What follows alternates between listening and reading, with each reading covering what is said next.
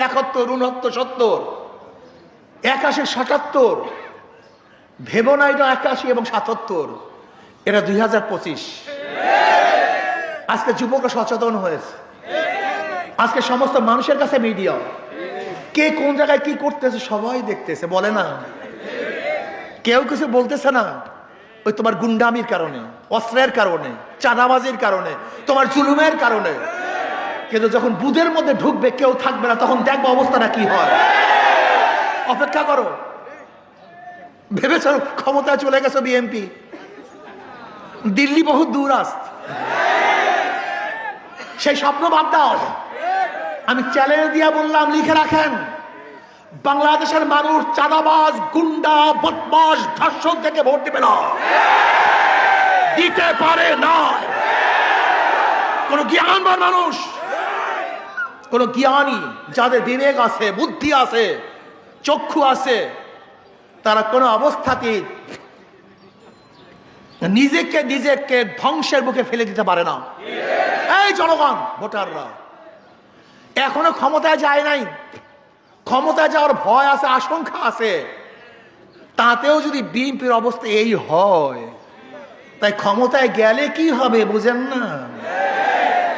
এখনো ভয় আছে যে চাঁদাবাজি করি, খুন করি, লুট করি, ধর্ষণ করি, অত্যাচার করি, অবিচার করি, তাহলে মানুষ ভোট দিবে না, ভয় আছে।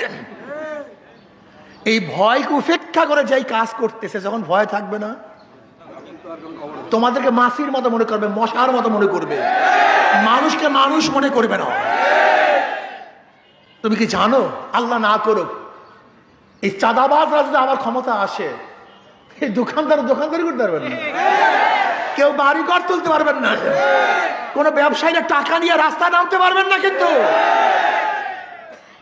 এখন নিজেদের বুকের মধ্যে নিজেরা ছুরি মারবেন কি মারবেন না, এই সিদ্ধান্ত আপনাদের। আমরা অগ্রিম কথা বলে গেলাম, গরিবের কথা বাসি হলে ফলে। আমরা তো হুজুর মানুষ, আমাদের কথা তো ভুলবে না, বিশ্বাস করবেন না। আমি অনেক আগেই বলেছিলাম, যারা টক শো করেন, আপনারা ভেবেছেন বিগত দিনের রেজাল্ট দেখে। আমাকে এক সাংবাদিক প্রশ্ন করছে, বিএনপির এত ভোট, এত ভোট, এত ভোট। আমি বলি, বিএনপির তো ভোট নেই। সে আশ্চর্য হয়ে গেছে, এত ভোট পেয়েছে। আমাকে বিএনপির কোনো ভোট নেই।